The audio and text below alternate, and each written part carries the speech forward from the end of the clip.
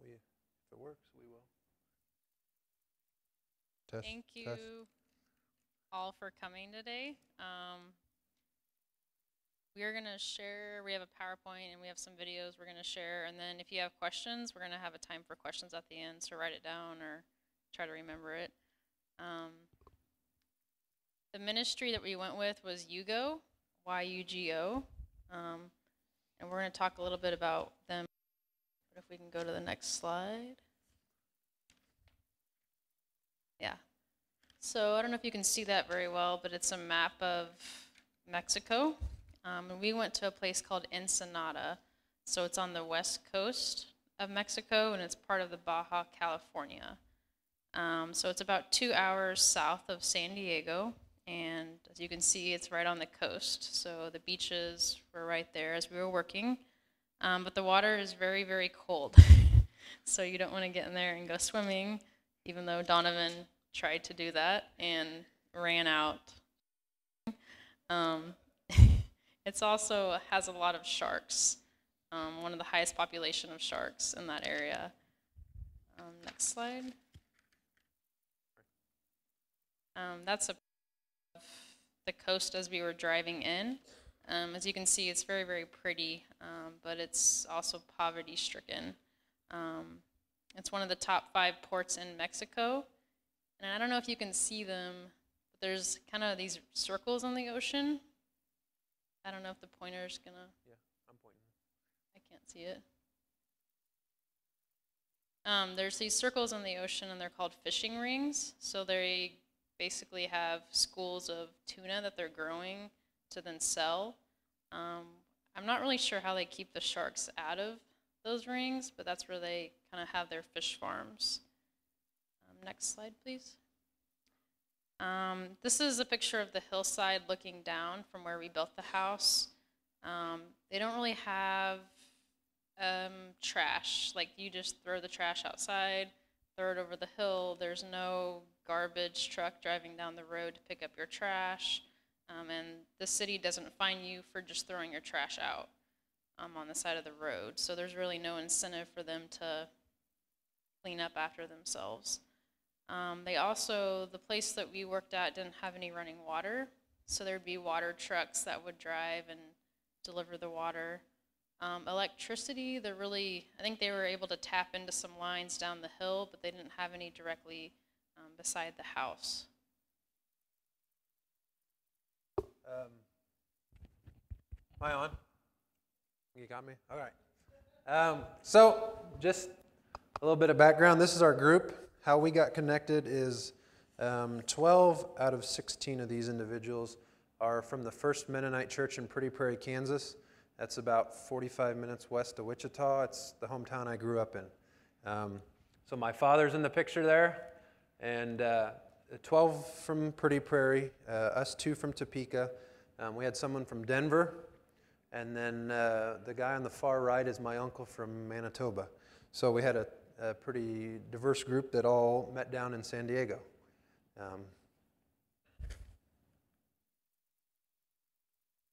This is a picture of the family. So the mother is holding the little girl. Her name is Yesenia. She is 29 years old. And then she's holding the littlest one, Madeline, and she's about a year old.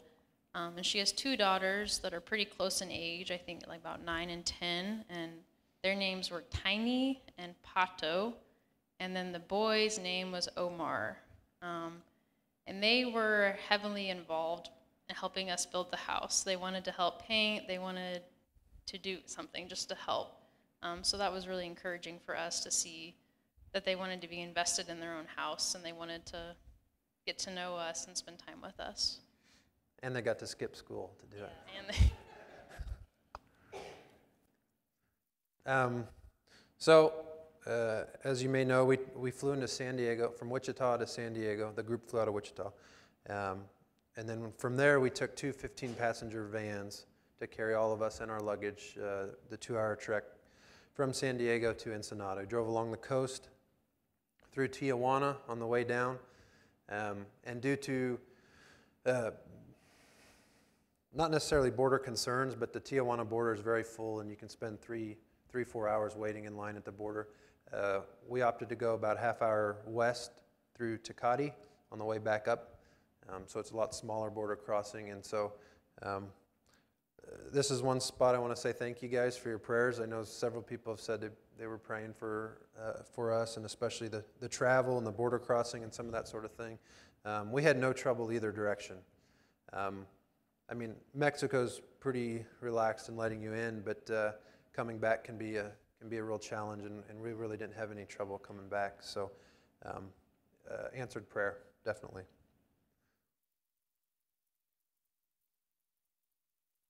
So this is a picture outside of our compound, and you can kind of see the sign. It says YUGO Ministries.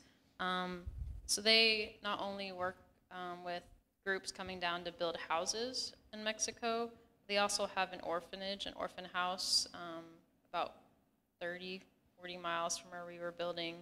And they do VBS programs in the communities, so they're heavily involved with the youth as well.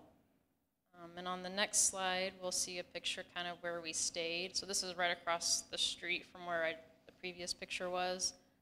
So we had bunk beds, and all the guys stayed in one room and had to share a bathroom and a shower, and then all the girls stayed in another. The couples got to kind of have their own room, but we had a security guard. So I spent my mornings walking around the compound, and there's a security guard out there kind of keeping guard, just because it's not a very safe area. The next slide shows the daily agenda. So every day they would have just a whiteboard with an outline of what our day looked like. So we would start up with chapel in the morning, then we'd have breakfast, then we'd go out to the work site and work all day, and then we'd come back and have dinner and have chapel again. And the theme that they had was what love is. And so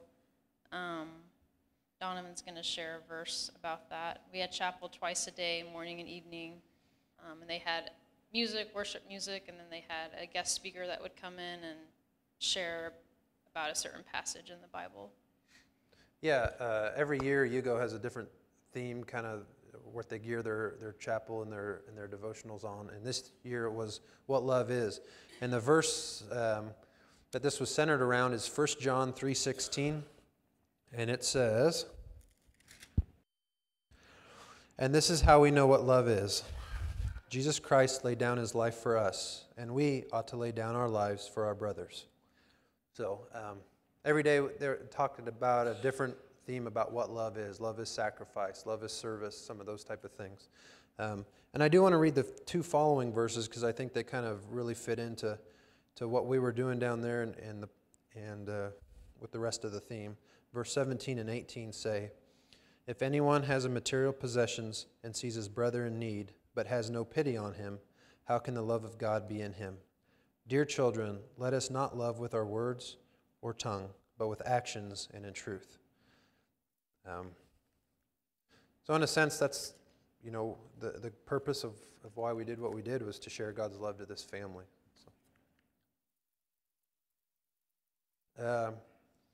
So for the job of building this home, we had a foreman. His name was Ricardo. He said we could call him Richie, so I did.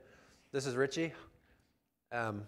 He himself was a benefit of the YUGO program. He has a home that was built through the YUGO program, and he's been a foreman, if I remember right, between 10 and 15 years now for YUGO. Fairly fluent in both English and Spanish, which was good because the rest of our group really wasn't. So he was kind of our go-between between the family and us, and he was really the only YUGO person on the job site to make sure we did what we were supposed to do and in the way we were supposed to do it. They did have two interns that were there for the summer. We're going to be there for the summer. I think 6 months internship. Just starting the week we were there. So we were the only group at YUGO that week. But they do a lot of these houses throughout the summer. I think they had 150 houses lined up to build this year. And so they do a lot in the summer with youth groups and that sort of thing. And so that's where these interns become very helpful in having a second foreman, per se, to kind of help make sure things get done. But day one, we drive up to the job site. The foreman has a van full of tools. We have a generator and a saw, and we have one person manning the saw, and they cut all our lumber. All our lumber was there ready to go, and a concrete pad, 18 feet by 20 feet, was poured and ready for us to build on. So that was kind of the preparation that happened ahead of us. On day one, we had a paint crew to start painting the siding of the house. It was plywood siding, 4x8 sheets. Another group was set up to frame the house, frame the 4 outside walls, and there was 2 interior walls. So this 18 by 20 home had basically 2 bedrooms on one side and a main room on the other side. And hopefully the following pictures and videos will kind of help you visualize that. So here's the framing crew. Like I said, we kind of had one person on the saw to make sure keep things going. There was no insulation in the house. It's strictly a plywood outside and a drywall on the inside. And this is what the end of the day one looks like. Not bad, huh? Even got sheeting on the roof after one day. Let me make sure I didn't miss anything else.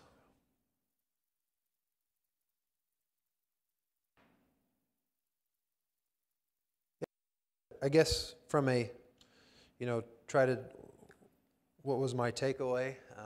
A couple things from day one. One is there's a language barrier. The 8-year-old kid comes up to you speaking Spanish and you can't respond. Or if you want to say, hey, don't walk there, if you yell loud enough, things kind of click. But, or hey, don't touch that, it's wet. There's, I don't know, it almost felt like, I thought, well, the Tower of Babel was almost that way. You got 70 languages all trying to, it wasn't that bad. But, there's a flip side to that I'll talk about later. Because there's a lot of things you can communicate through language, by smiling, laughing, that sort of thing. So it's kind of an interesting, kind of a unique challenge. Anyway, can you play this video? It kind of summarizes our day one and some of the work we did.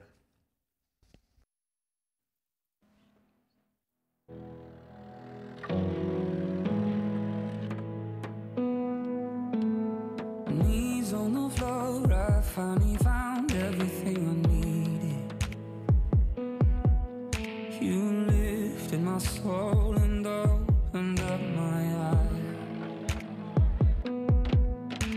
And I never knew anything lasts forever till I found you, till I found you. I never dreamed anything could be better till I found you, till I found you.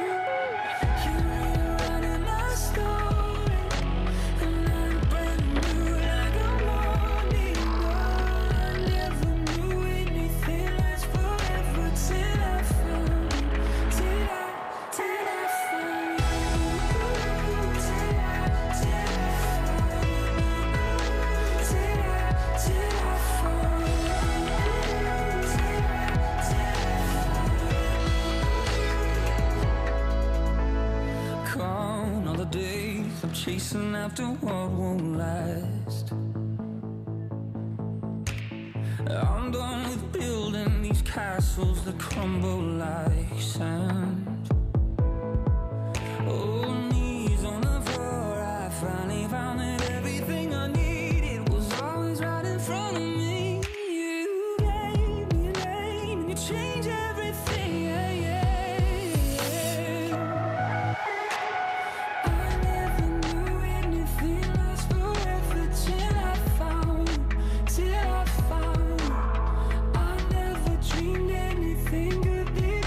Till I found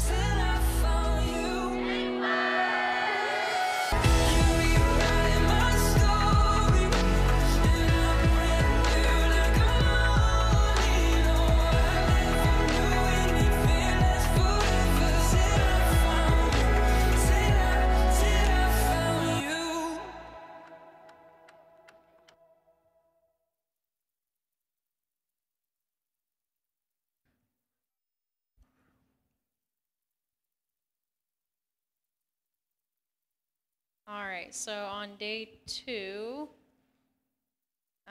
we almost had the house pretty much done. We shingled the roof, did all the mudding, all the exterior painting was pretty much done. So we were ready to paint the inside of the house the next day. Yeah,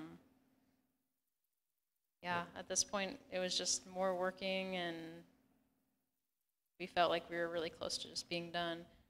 And we were expecting rain on day 3 and day 4, so we tried to get all the exterior stuff done before that. But I think we're going to show the video for day 2. Yeah, we didn't have doors or windows with us, otherwise we would have put them in on day 2. Way to really fit.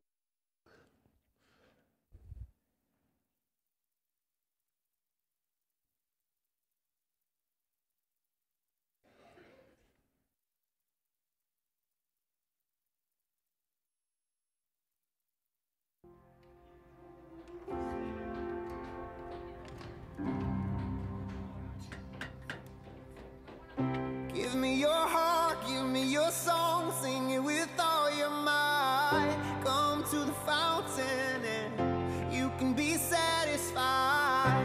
There is a peace, there is a love, you can get lost inside. Come to the fountain and let me hear you testify. Into the wild canyons of you. Oh, there's a world to fall into. Weightless will dance like kids on the moon. Oh, I will give myself to you as soon as you start to let go. Give me your heart, give me your song, sing it with all your might. Come to the fountain and you can be satisfied. There's a peace, there is a love, you can get lost inside. Come to the fountain and let me hear you testify. Wave after wave, as deep goes to deep. Oh, I'll reveal my mystery as soon as you start to let go. Give me your heart, give me your song, sing it with all your might. Come to the fountain and you can be satisfied. There is a peace, there is a love, you can get lost inside. Come to the fountain and let me hear you testify. There is a peace, there is a love, you can get lost inside. Come to the fountain and let me hear you testify. Mist on the mountain, rising from the crowd. There's no denying beauty makes a sound. We can't escape it, there's no way to doubt. Mist on the mountain, rising on.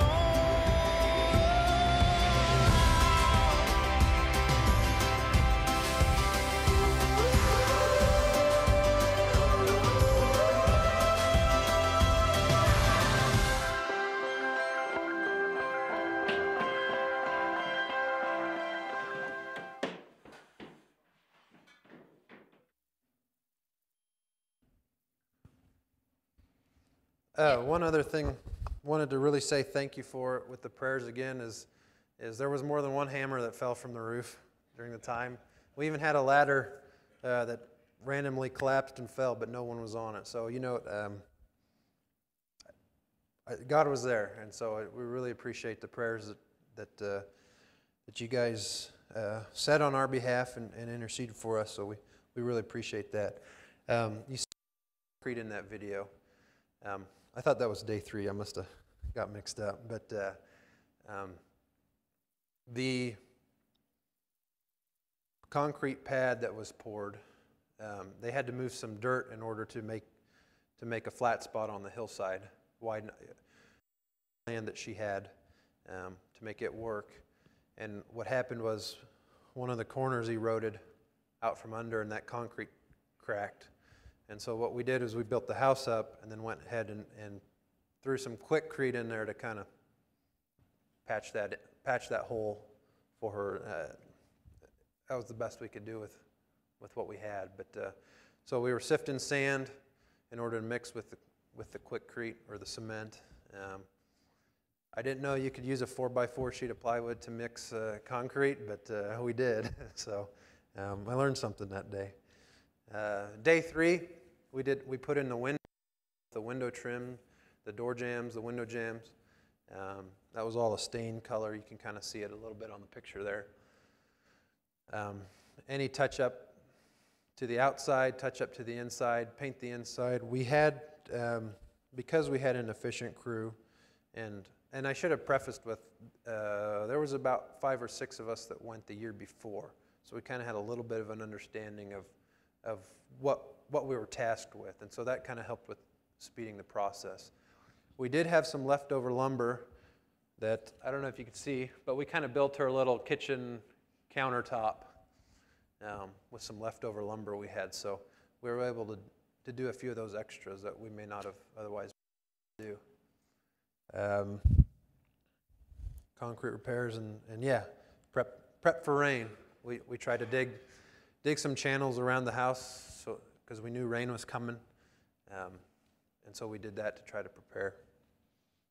And so let's show the video. There's more to day 3, but in terms of the work project, this kind of summarizes day 3.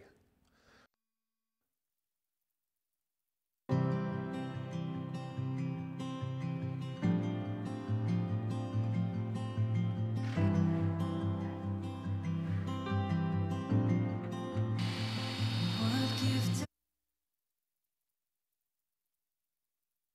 of grace is Jesus my Redeemer? There is no more for heaven now to give. He is my joy, my righteousness and freedom, my steadfast love, my deep and boundless peace. To this I hold, my hope is only Jesus. For my life is wholly bound to His. Oh, how strange and divine! I can sing all is mine, yet not I, but through Christ in me.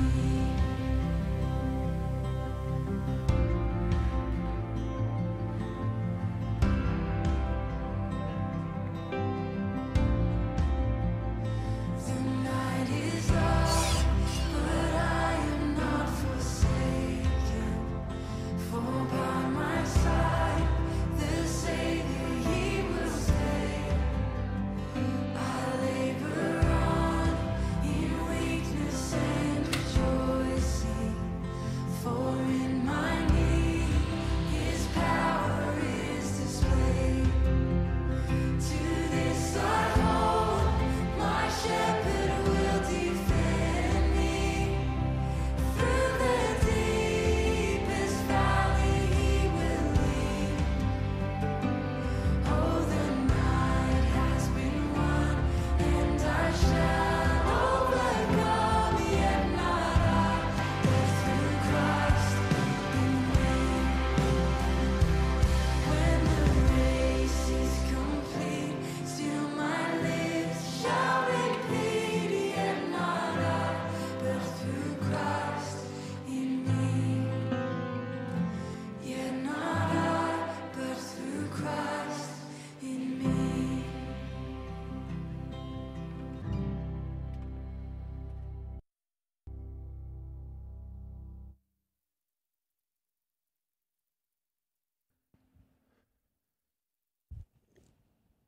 Day 3 was really special for a couple of other reasons. One, we got street time. If there was, I mean, this, if it wasn't for, the family, this probably would have been my favorite part of the entire trip. I don't know. wish you could experience it because it's a thing of its own. They don't have anything like it here. So, but I'll just leave it at that. If you want to know more, I'd be glad to tell you more about that. But we had good food all week, but that was kind of a highlight. Also on Wednesday night, we had an opportunity to go to the church that this family attends. There was a guy in one of the videos, and you probably won't have recognized him. He had an orange shirt on, but he was their pastor. The pastor is kind of the connection between the family and YUGO. People come all the time to YUGO saying, hey, I need a house. They'll borrow children from other families to try to get a second home to rent out or do things like that. The pastor really serves as a reference for YUGO, and they did say they don't really turn down very many people, but they do want to make sure honest people are coming. And so what I really feel good about is that this pastor has been mentoring this family. He was kind of going through a course with them that I think they had a couple months left. And so, we're able to share God's love for a week, but to really disciple them and keep that relationship going is through the local pastor. So, to make it all worth it, I think this is one of the highlights that makes this program good and long-term. And so Wednesday night, we got to worship with them in their Wednesday evening worship service. And we had a later there, thank goodness. But they also asked us to share. So 4 of us got up and gave our testimonies, to share to the people there. And they really appreciated that. And I was one of those 4. We also sang a couple songs as a group in English. They sang worship songs. We recognize the songs, but just different. They sang, I think it was How Great Is Our God. So we know exactly what they're trying to say, but we just hear it differently. And we sang it in English while they sang it in Spanish. And, and that's kind of the second side of the coin of the language barrier. I don't know, it's just a cool experience to be singing the same song, unified in Christ, but not really know what the other person's really saying. And I wanted to share with you from Revelations chapter 7, verse 9. After this I looked, and there before me was a great multitude that no one could count, from every nation, tribe, people, and language, standing before the throne and in front of the Lamb. They were wearing white robes and were holding palm branches in their hands. And they cried out in a loud voice, Salvation belongs to our God, who sits on the throne, and to the Lamb. And I guess I kind of felt like in that moment there where we had multiple languages, both worshiping God, was a little bit of a glimpse of what heaven's going to be like. And so while language can be a barrier, it can also be a way to unite us. So very humbling experience.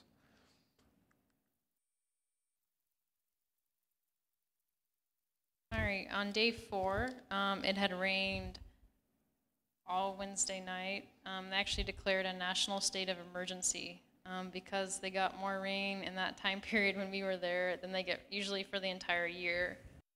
And the infrastructure there is not very good. So they said like the year before when they got a lot of rain, a billboard had fell down and then it had crushed someone underneath it. So when they declare a national state of emergency, they want everybody to stay home. They cancel schools. It's like if we have a blizzard here. So it was very, very muddy for us on day 4. It's the clay type of mud, so when you walk, it just cakes on and you feel like you have 5-pound weights on your shoes. So trying to keep the house clean on the inside was very challenging. We laid down cardboard and took off our shoes, and we were scrubbing the floors, trying to get it as clean as possible. We didn't lay any tile or laminate or hardwood or anything. It's just a concrete floor, but we tried to get it clean. We also had bought sheets and bedding beds, so we got those ready. We had Gideon Bibles, I think 5 or 6 of those. We had toys for the kids. We had an audio Bible, and we also kind of supplied the kitchen with some basic staple items that she might use. We also had a family photo that we took on one of the first days, and then we got it printed and put it in a frame and hung it up in their house for them. And we also had a dining room table and kitchen chairs and plates and forks and cups and all that. So they were kind of set and ready to go. Before we let them go in the house, though, we stood in a circle, and you'll see that in the video, and we each had to say something to the family, and then the key and said something to us, and then they went in and then invited us in. And then afterwards, they invited us to their friend's house where they served us a Mexican meal. So we got homemade chimichangas. They were delicious. So yeah, I think we're ready for the video.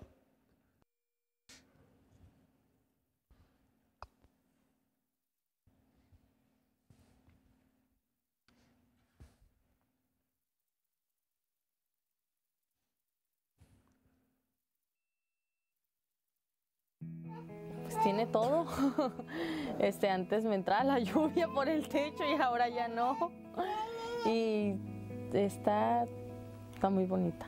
Me gustó mucho porque lo hicieron con mucho amor, lo hicieron con mucha energía. Ellos andaban poniendo, levantando, haciendo de todo.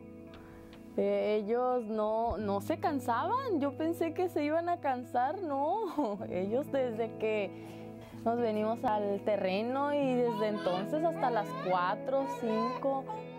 Ellos, yo siempre los vi felices, nunca los vi cansados.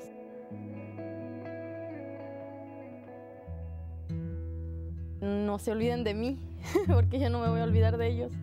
Y que ojalá algún día vengan a visitarme, que le digan a todas las personas que nos apoyaron que muchas gracias. La casa está muy bonita. Are you listening? 'Cause I can feel you all around me now.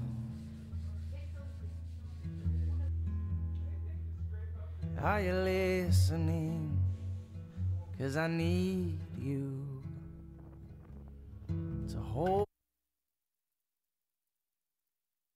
me now.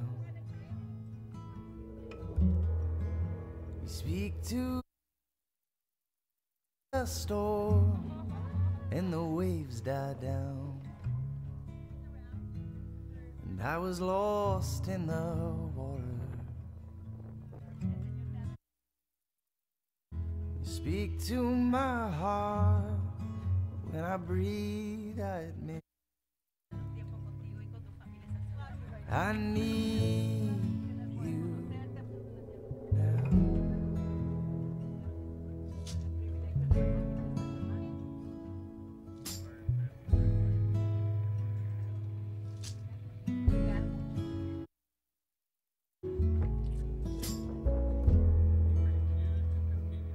I am listening.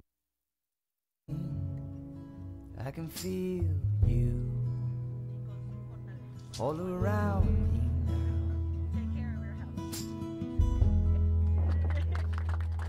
I'm listening. I want to thank you And all. I need you Que ustedes estuvieran aquí. to hold And the most me important now. part is that you guys were here with me. You speak to the storm and the waves died down, and I was lost in the water. Thank you for giving us a home. Thank you so much. Speak to my heart when I breathe. I admit that I need you. I lift my eyes up to the mountains above.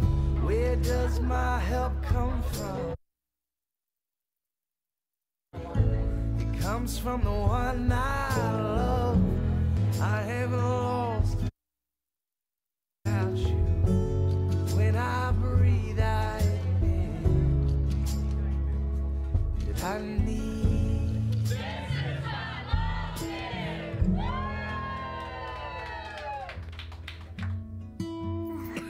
Gracias por la casa, por todo el esfuerzo.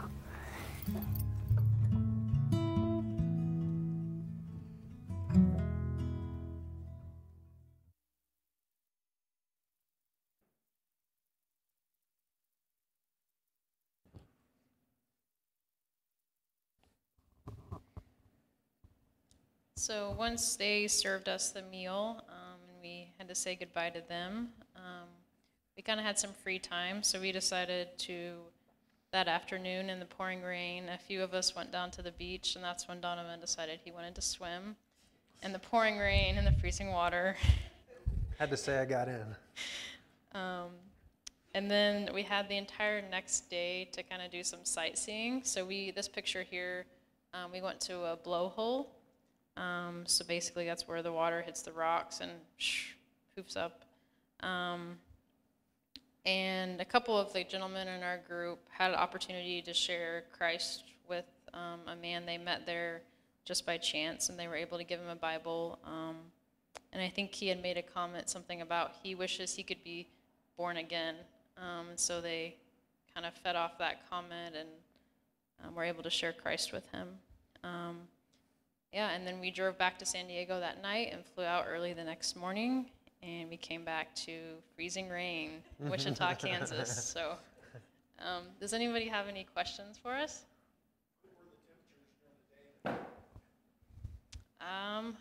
Mid 60s? 50s. 50s, 60s?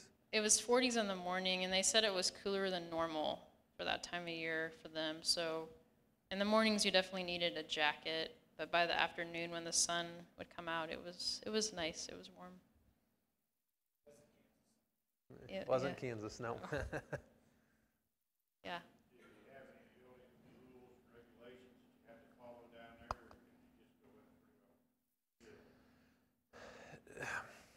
Not really. Well, one, there's no plumbing. There's no, sewer, anything like that to think about. If there was anything code in the way the framing took place, that was all.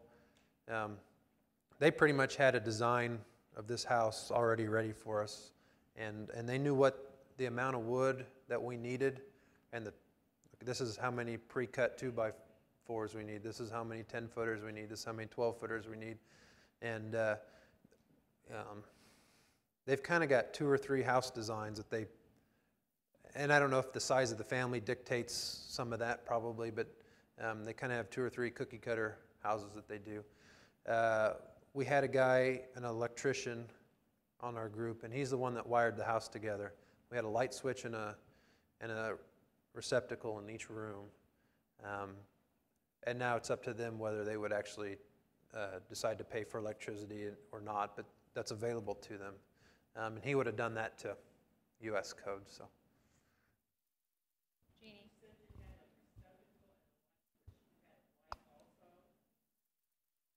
Yeah, we put a light bulb in too. Jeannie?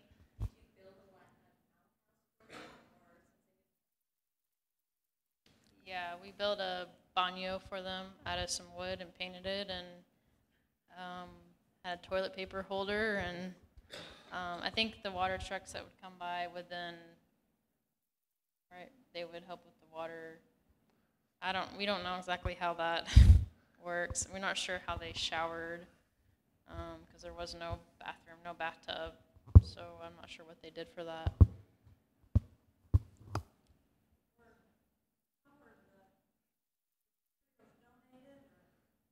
Yes. I believe the church that sent most of the people in Pretty Prairie there paid for the materials of the house itself. So everything had to be covered before we went. So we actually had well, I blame the foreman, but we cut out for a window, and they decided to move the window, so we had to buy a new $25 sheet of plywood, and we had to buy that for that plywood. So everything came out of the group or the church's pocket to supply the house. YUGO, like I go, you go. I went, now you go. Or you could look at it as why you go, so maybe the purpose behind it. In Spanish, when you have the oxen that have the piece of wood, and they have to do all that work, that's a yugo. I don't know if that have to relate to work hard.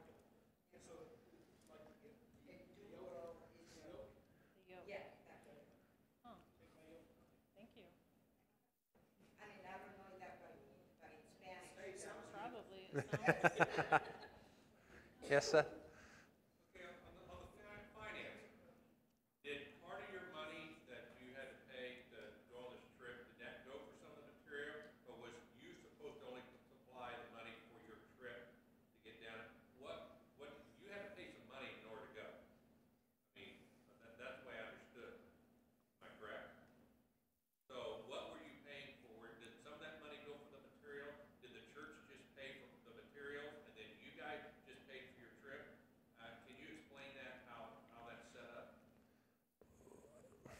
Yeah, in this case, and it can be different, but in this case, that church paid for the house materials.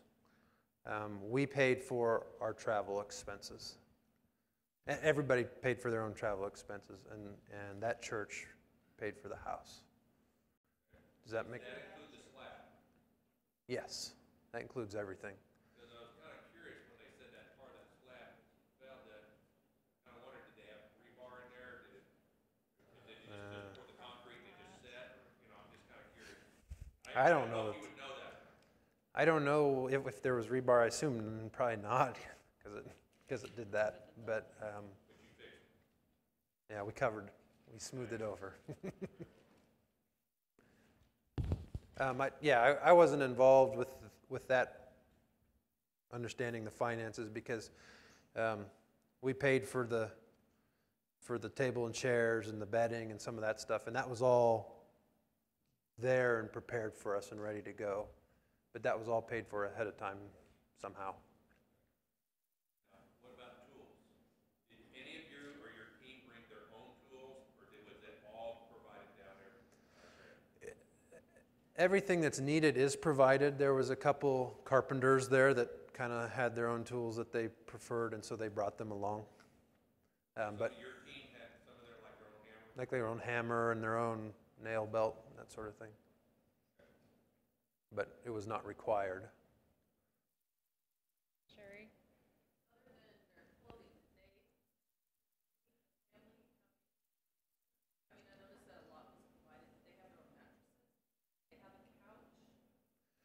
So we provided the mattresses. Are you talking about before we got there, or?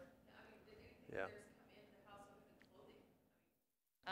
No, we don't know. I think they were staying with Yesenia's mother or father, and so I'm guessing a lot of their stuff was there, but we did not help with the transporting. When we got there, there were some, like an old TV set, like an old mattresses and some old things that didn't look like they were in very good shape that they may have been using before we got there, but they were basically in the trash pile at that point. So There was a structure that they had before this place was built. Well, she said her roof leaked, so they had some sort of structure that was there that was bulldozed to build this place. And so she did have some belongings kind of in a pile there. But how good they were marginal, I think, at best.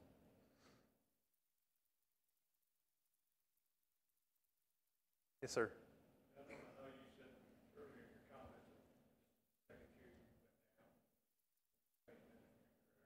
Correct.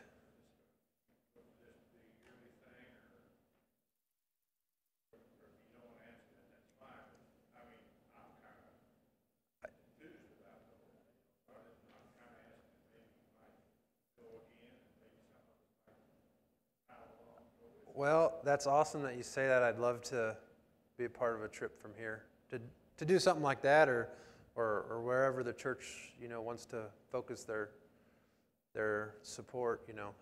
I think that'd be awesome, and I'd be glad to help put it together.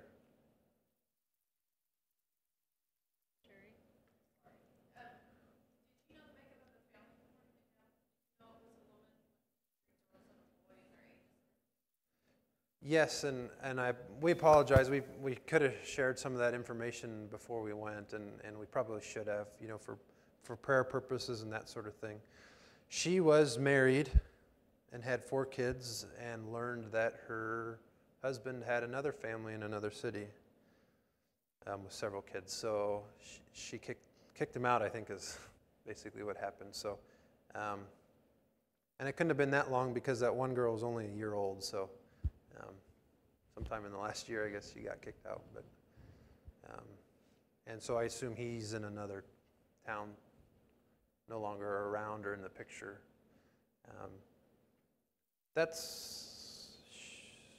There was maybe a paragraph bio and then the names of the kids and pictures of the kids. I think she makes $97 a week is kind of how it, and she had done different, I think, odd jobs, cleaning or maybe waitressing, that sort of stuff. But I don't know how you do that with a 1-year-old.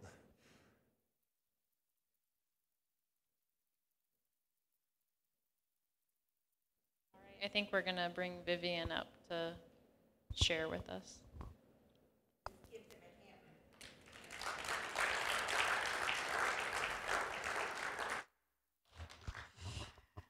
Okay.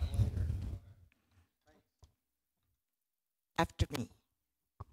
Okay, if you, let's say, I need some kind of beat with your, if you clap your hands, clap, clap, let's go. Let's do it. I'm going to sing a song in Spanish, see if you heard it.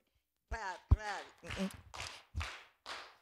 Cuando allá se pase lista, cuando allá se pase lista, cuando allá se pase lista, a mi nombre yo feliz responderé.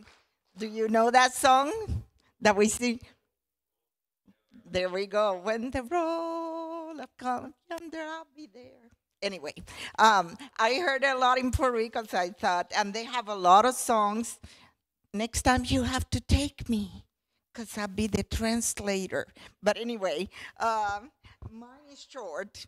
I don't know if we can show the video, but our Great Commission is to go into the world and teach the gospel, right? But we need to teach the good news to all people like they did. Somehow we need to be involved, somehow. Not everybody can go to a country and go and build a house. I might need to call you because I need a couple of things in the house done, okay? But not everybody can go to a country and build homes. Some people can teach, others can stay here in Topeka and help in the community and bring people to the Lord that way. Like Clint and I, we were called to bring exchange students to our home from different countries. And we had, we knew that the Lord allowed us to do that. And because we shared the gospel with them, they came to church. Not everyone accepted the Lord, but we did. You plant the seed, and you go from there. And when you go to heaven, you probably find out, remember me. So somehow we can help. As a church, we're working very hard to help with mission through prayers, going to mission trips, and helping the missionaries financially. Also, a lot of organizations too. We have 20 missionaries and we have 5 organizations up to date. We have been supporting them for many years. I don't know how many years I've been in the mission committee, but all the times I were going to go, they didn't let me. And but I think that's what I need to do. The Lord give me the heart for missions. We support them through the budget, and we support them through Faith Promise. 2 organizations that want to tell you something about it, so you'll know, is the Lighthouse in Kansas City. And not everybody knows a lot about them, but they protect the life of the unborn. Girls that suddenly realize, I'm pregnant, and they don't know what to do. Where do I go? The parents don't want them in the homes. So Lighthouse provide a place for them to be. They give them maternity care. They provide help for young girls with planned pregnancy, adoption. I mean, if you want to adopt a kid, a baby, go to the Lighthouse.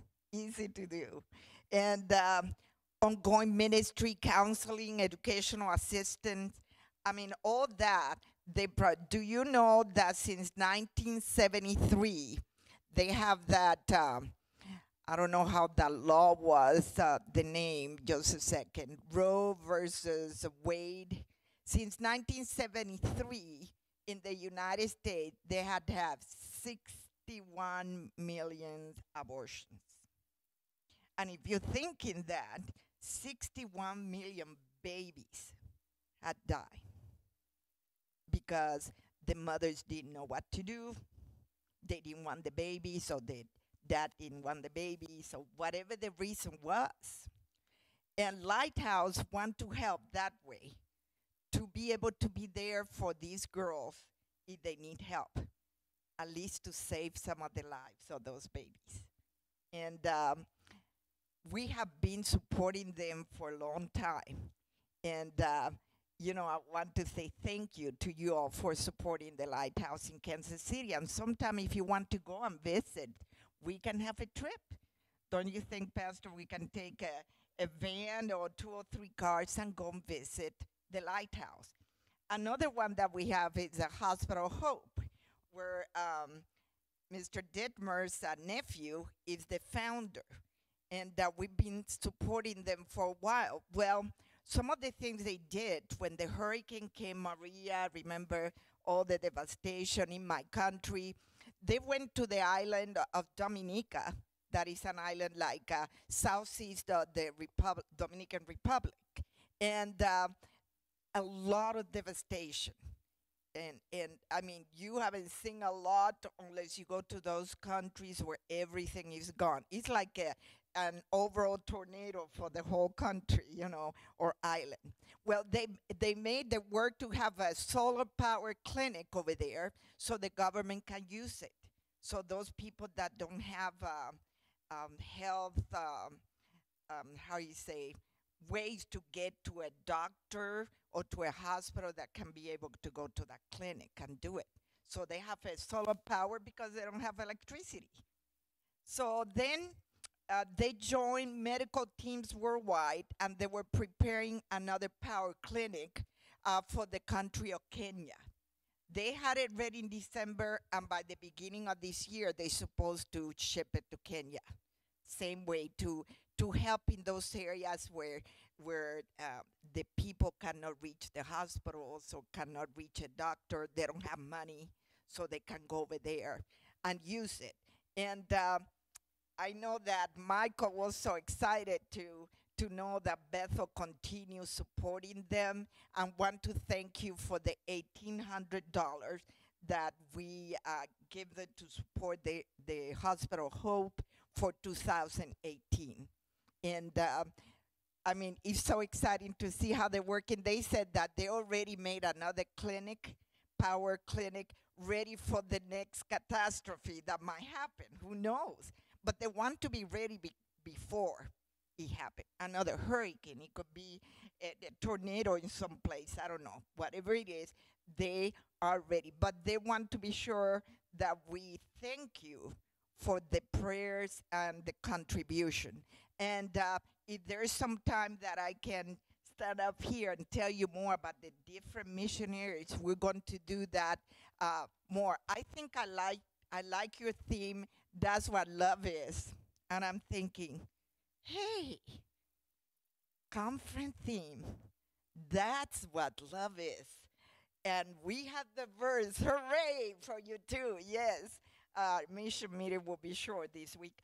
But anyway, it's important to know how much we're supporting our missionaries. And I know we have a video, but maybe next time we show it.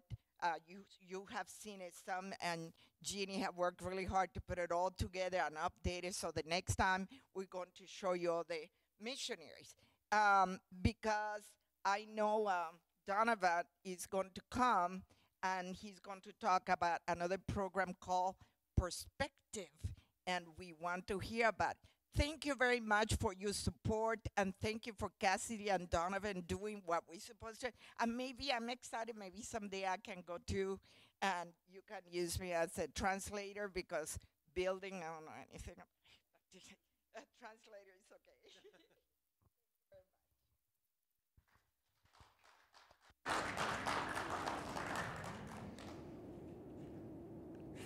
Kevin, can you put that last slide back up? I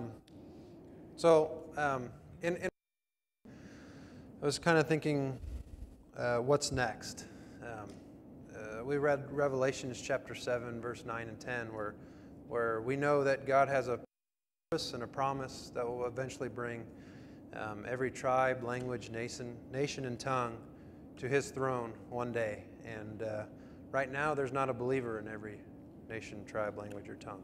So we've got some work to do. And this is where perspectives come in. If you're wondering today, what should I do? What can I be doing?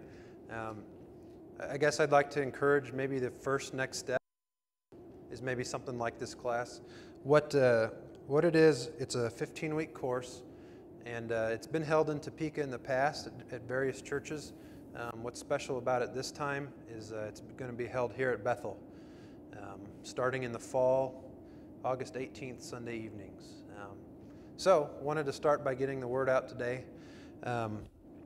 What we do know about it, it's a course that, hopefully brings purpose to our lives. It's going to align our purpose with God's global purpose to see every nation, tribe, language, and tongue come to Him. But, we haven't just been saved from something. We've been saved for something. And to understand that purpose, I think this class will really help bring that out. I mean, it's kind of a discipleship course. It's going to give us practical ways, to do missions at home, missions abroad. There's a lot of practical aspects to it as well. And it's going to bring hope. It's God's purpose. He started it and He'll complete it. And, the joy we have is being able to be a part of that purpose. So, more information to come. Kassidy and I, along with Drew and Marta, are helping out with the course this year to help put it together and that sort of thing. So, feel free to contact us. Hopefully, we'll have some brochures with some more information. Because it's an extensive course, there is a cost to the course. But there's some discounts available and that sort of thing. And right now, it's roughly a $250 course. But the amount of material you're getting a college class material for it, so it really evens out to be pretty practical. But anyway, we can talk more about that if that's an issue. But anyway, wanted to start by getting that out there, and look forward to more details soon. There's no video.